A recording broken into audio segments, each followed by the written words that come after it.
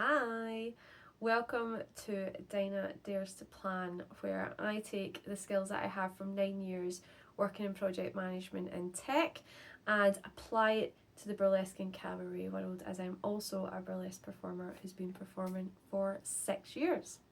So today one of the things that we're going to talk about is a feedback loop.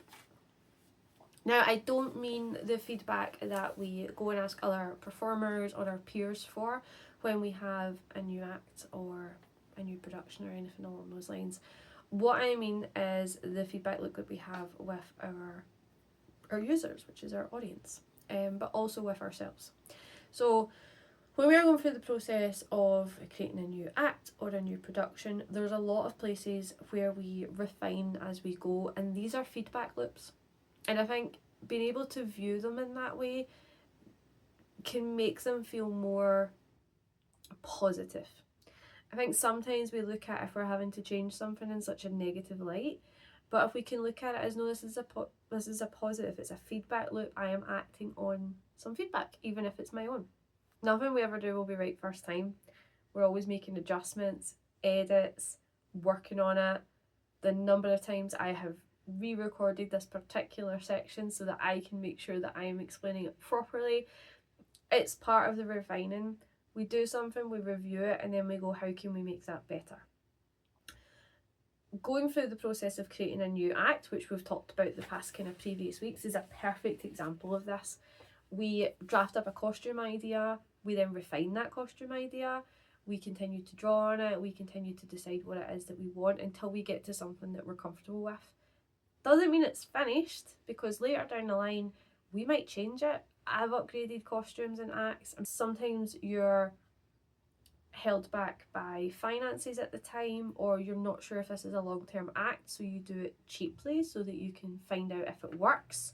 Well, making these adjustments and edits and working on that feedback is not a negative thing, and feedback loops are so important to all aspects of our life. We should be taking in what we're getting out from the world and reflecting on it and making changes. One of the biggest ways I think that burlesque performers, and any sort of performer to be honest, has a feedback loop is with our audience. First time we do an act is terrifying because you do not know how your audience is going to react to it, and it gives you a really good opportunity to understand if you need to make changes. If you're doing an act that you think is funny but the audience doesn't laugh, then your joke's not obvious enough. If you're doing an act that you think you're being sexy but the audience laughs, then you're being too comedic. You could also have an act, I've done acts where the audience have been very quiet and I have panicked, and I've been told later on it's because they were so mesmerised by something that I was doing. But I realised that I had to find a way to connect better to the audience in that moment. I didn't want them watching me through a pane of glass, I wanted them to connect with me. So it's still feedback.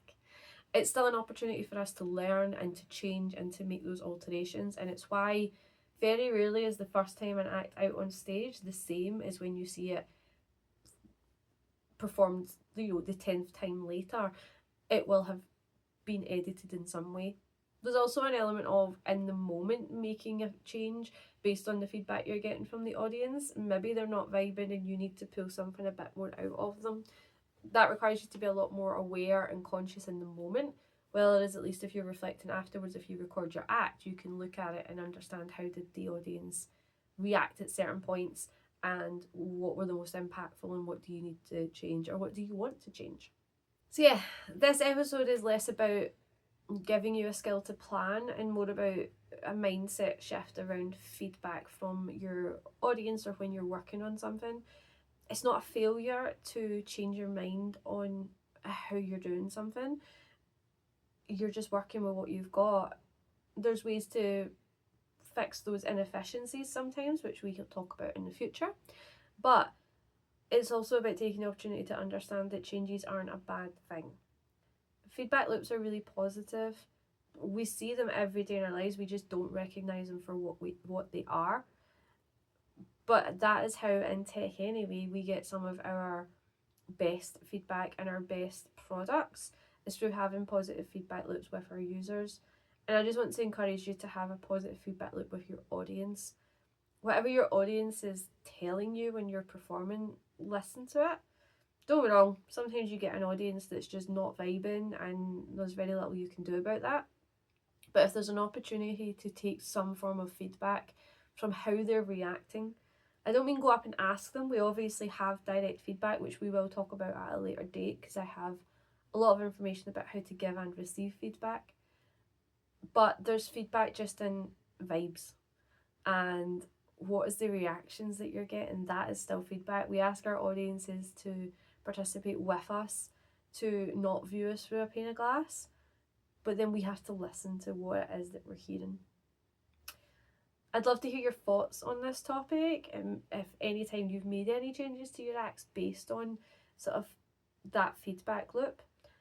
Also, please don't forget to like and subscribe, as I am here for you weekly with various different planning or thoughts from the corporate tech world.